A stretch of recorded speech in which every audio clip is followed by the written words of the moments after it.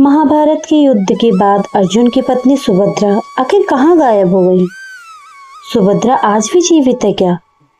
भगवान श्री कृष्ण की बहन जिनका बहुत बड़ा योगदान महाभारत के युद्ध में था, आखिर युद्ध के बाद सुभद्रा कहाँ पर चली गई? क्या उनको भी स्वर्ग प्राप्त हुआ या फिर वो आज भी इस दुनिया में जीवित है? मित्रों, पांडवों की पत्नी द्रौपदी के विषय में तो सभी लोग जानते हैं कि युद्ध के बाद वह स्वर्ग को गमन हो गई थी, लेकिन अर्जुन की पत्नी सुभद्रा के बारे में कोई नहीं जानता कि महाभारत के बाद उनका क्या हुआ। भगवान श्री कृष्ण और बलराम की बहन अर्जुन की पत्नी और वीर अभिमन्यु की माता सुभद्रा, जिसने महाभारत में एक महत्वपूर्ण भूमिका निभाई थी। इनके पिता का नाम वासुदेव और माता का नाम रोहिणी था।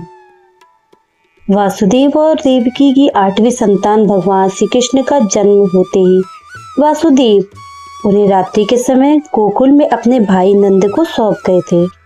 बदले में नंद की नवजात पुत्री को ले आए थे ताकि कंस को यह भ्रम हो सके कि उसकी 8वीं संतान एक कन्या है। बाद में कंस द्वारा कन्या के वध का प्रयास करने पर वह कन्या योग माया के रूप में प्रकट होकर अंतर ध्यान हो गई और बाद में सुभद्रा के नाम से पहचानी जाने लगी। एक कथा के अनुसार अतक नाम के पर्वत पर एक आयोजन किया गया था। इस आयोजन को एक उत्सव की तरह आयोजित किया गया।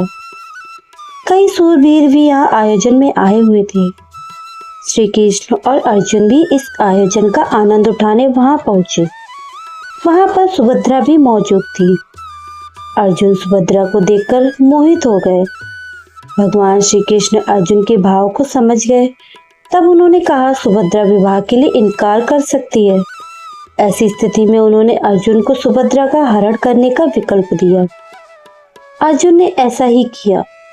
अर्जुन ने सुभद्रा का बलपूर्वक हरण कर लिया। इस घटना से वहां हड़कंप मच गया, लेकिन श्री कृष्ण जी शांत रहे। इस पर बलराम को शक हुआ कि भगवान श्री कृष्ण इस तरह शांतिपूर्वक कैसे बैठे हैं। तब बलराम ने श्री कृष्ण से पूछा, इसका अर्थ क्या है? तब भगवान श्री कृष्ण ने उनसे विनती की और उन्हें समझाया कि अर्जुन को कोई पराजित नहीं कर सकता।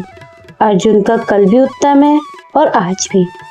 इस दृष्टि से सुभद्रा और अर्जुन के विवाह में कोई दोष नहीं है, इसलिए युद्ध का विचार त्याग देना ही संभव हो।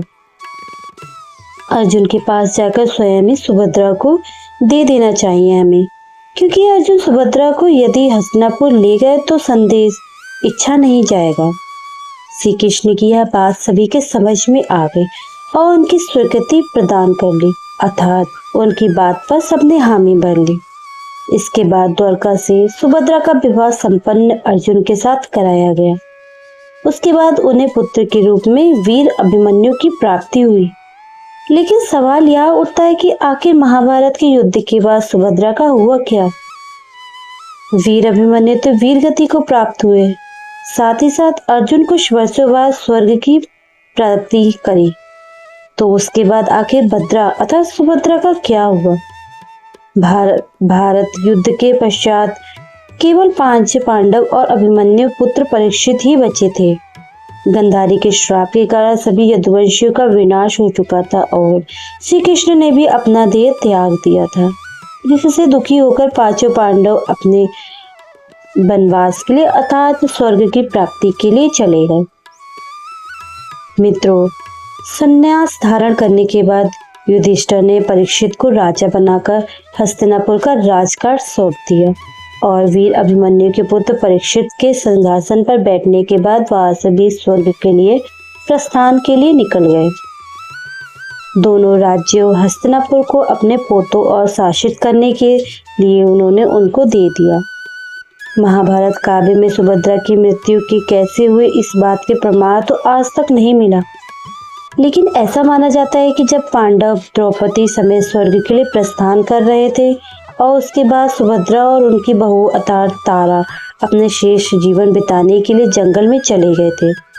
वहीं जब उन्होंने सुना कि भगवान श्री कृष्ण ने देह त्याग दिया है और यदुवंशियों का विनाश हो चुका है, तब उसके बाद सुभद्रा ने भी अपना देह त्याग दिया।